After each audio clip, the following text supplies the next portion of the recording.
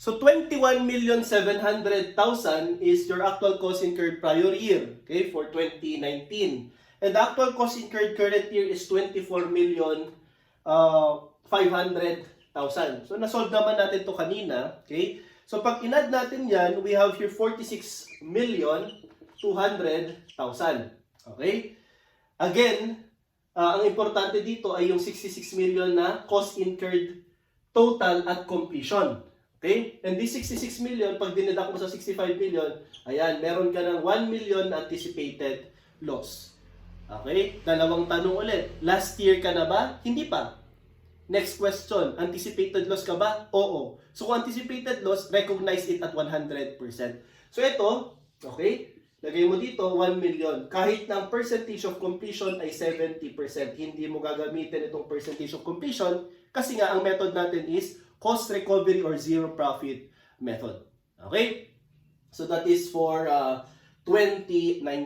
So syempre, ibaba mo naman itong to date, 0. Kaya RGP current year mo is equivalent to 1 million loss. Okay? Now for 2020, 65 million. Siyempre, iangat mo naman ito. So you have your 46,200,000 as your actual cost incurred prior year. And for the current year, we have your 16,800,000. So pag inad mo yung dalawa, we have 63 million. Siyempre, wala ka ng estimated cost to complete kasi last year of construction na yan. So you have 63 million.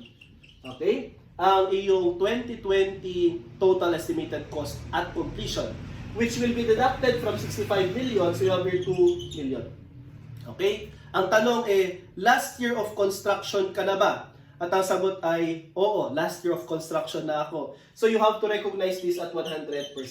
So you have 2 million, okay, ibaba mo naman ito, minus negative 1 million na loss, so bumawi ka, may 3 million ka na gross profit current year for 2020. Hindi ba, ganun din naman ang iyong RGP current year noong 2020 under percentage of completion. Di ba? At ang iyong total gross profit for the entire contract ay 2 million. Ito na po yun, 2 million. Okay? So sa pag-compute ngayon class ng revenue, ganun din, no? Sa taas plus sa baba. So yung revenue mo is equivalent to 15 million. Ayan. Sa taas, 6.7 million current year at sa baba, 0. So, 6.7 million ang revenue mo for 2018. Sa taas, 24,500,000 plus sa baba, 1 million. So, you have here revenue of 23,500,000. So, ganyan lang po, no? Ang pag-compute ng revenue. And then last, for 2020, sa taas, 16,800,000 plus sa baba, 3 million. So, you have your 19,800,000. Okay, that is your revenue in 2020. Okay? So to answer number 14, how much is the realized gross profit in 2019 and 2020? Okay, 2019 RGP, 1 million na loss and 3 million na profit. So you have here letter B. Okay, letter B, 1 million and 3 million respectively. Okay? So, nag-iba na po doon sa percentage of completion na answer natin kanina. So, letter B is the correct answer. For number 15, how much is the revenue earned in 2020? Revenue, so current year. Ang sagot natin is 19,800,000, letter C. And for number 16, how much is the CIP net in 2020? Oh, syempre, last year na yan, CIP net. Di ba? Net of progress billings. Ang contract price at CIP at progress billings ay parehas lang, okay, kapag ka last year of completion. Kaya ang sagot natin dito ay 0.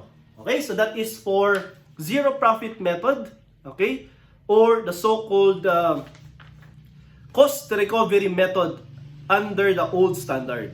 Okay, but for PFRS 15, okay, this will be treated as recognition of revenue at point in time. Okay, now if you're being asked to compute for the CIP net in 2018, 2019, and 2017, starting from 2017, okay? Ang magiging result kung positive, ulitin natin, ay contract asset. Kapag negative, it's contract liability. So say for example, okay, we have here CIP. O, ito na lang class, no? To date, 15 and then 0. So 15 million ang CIP natin. And then 21,700,000 plus 0. 21,700,000 ang CIP natin for 2018. 46,200,000 plus negative 1 million, that's 45,200,000 ang CIP natin for 2019. And 63 million plus 2 million, 65 million ang CIP natin for 2020. So to summarize, okay, CIP, construction in progress. Okay, para ma-compare ninyo ang result ng zero profit method or cost recovery versus percentage of completion, you have here 2017. Okay, we have revenue, actual cost incurred current year, plus RGP current year. Okay, so you have here 15 million plus 0. So your revenue is equivalent to 15 million. For 2018, 6,700,000 plus 0, you have your 6,700,000. For 2019, okay, ang RGP natin ay negative 1 million. Okay, but your actual cost incurred current year is 24,500,000, so you have your 23,500,000. And then for 2020, okay, ang actual cost incurred natin ay 16,800,000, but your revenue or rather RGP, no, is equivalent to 3 million. So you have your 19,800,000. So in computing for the CIP, ganun ulit, no? Baba mo lang yan. 15 million. I-add mo dito. Baba naman dito. You have your 21,700,000. I-add mo naman ito. Tapos baba ka dito. Your cumulative revenue is your CIP, which is 46 million. Okay? 200,000. 45, I should say. 45 million. Okay, 45,200,000. Then i-add mo rin ito, 19,800,000. Tapos baba ka naman dito, cumulative revenue is your CIP. This is equivalent to 65 million. So i-deduct mo naman ang progress billings dito. And as you complete the project, nagbibill ka din, naniningil ka, ibig sabihin nun. Para naman, grabe yung 65 million, alangan naman sa dulo mo pa singilin. So, pwedeng percentage, kapag may nakumpleto ka na, pwede kang maningil. Okay? Para may pang-mobilization ka, may magamit ka for next year's construction. So, you have here, progress billings of 15 million, cumulative 21 million, okay, what else? 46 million, and of course, kinumpleto mo na 65 million. Kaya ang sagot natin kanina, 0. And what if ang tanong ay 2017? Of course, 0 din to. Okay, so this is your CIP net. Okay?